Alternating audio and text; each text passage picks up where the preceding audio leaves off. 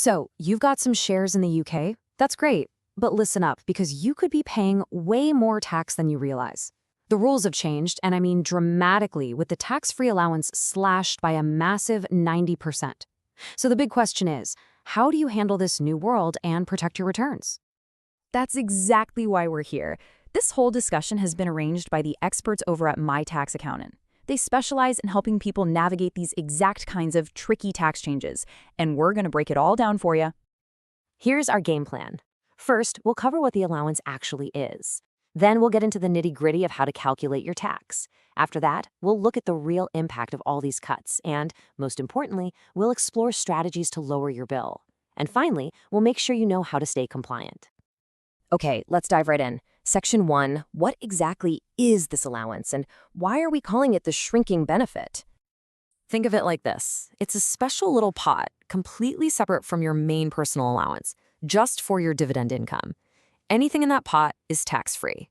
And for this tax year, that pot is, well, it's tiny, just £500. Now, that £500 figure is a very recent thing. It wasn't always this way. I mean, cast your mind back to 2016, you could pull in £5,000 in dividends without paying a single penny in tax. Then it got chopped to $2,000, then down to $1,000, and now, boom, it's been halved again. When you do the math, that's a 90% drop. 90! And what that really means is millions of people, we're talking everyone from casual investors to small business owners, are now getting a tax bill for income that used to be completely free and clear. Okay, so you know the allowance is small. Now, how do you actually figure out what you owe? Let's get into the pounds and pence. All right, here's the most important part. Anything you earn in dividends over that tiny £500 allowance is going to get taxed. But at what rate? Well, it all depends on your total income. If you're a basic rate taxpayer, it's 8.75%. But if you're a higher earner, that rate shoots up to over 33%. And for additional ratepayers, it's nearly 40%. Ouch. Okay, theory is one thing. Let's look at a real-world example. Meet Yuan. He's a designer. He pays himself a small salary, just enough to use up his personal allowance. And then he takes £20,000 in dividends. So how's his tax work out? Well, the first £500 of those dividends are totally tax-free. But the other £19,500, that gets taxed at that basic rate, the 8.75%, which leaves him with a tax bill of just over 1,700 quid. See how that works? So that's the mechanics of it. But what's the real-world impact? What does this actually mean for your wallet, for your investments? That's what we're digging into next. This quote from Growth Capital Ventures really hits the nail on the head. And the word that just jumps out at me is erosive. It's not just a one-off hit, it's something that slowly but surely eats away at your returns year after year.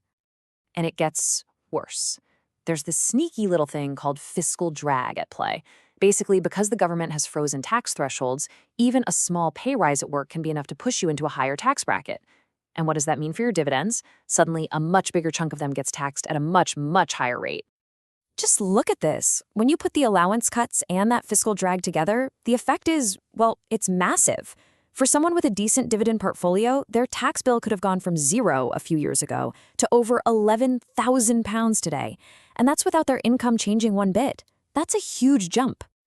Right, enough of the doom and gloom. That's the problem. Now let's talk solutions. What can you actually legally do to fight back and keep more of your own money?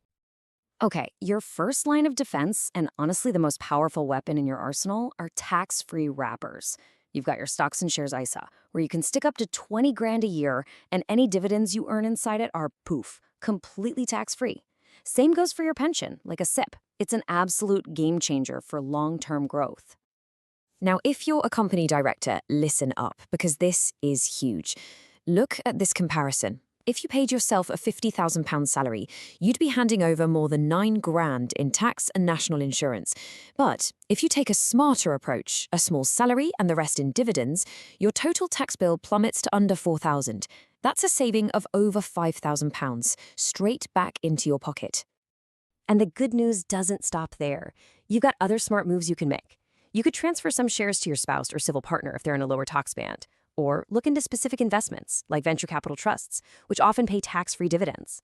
And for directors, sometimes the smartest move is to just leave profits in the company for a while and wait for a better time to pay them out. Okay, last section. We've talked about what the tax is and how to lower it. Now let's make sure you're doing it all by the book and staying on the right side of HMRC. So, I have to ask, are you at risk of HMRC scrutiny? Because with these allowances being so small now, you can bet they're paying closer attention.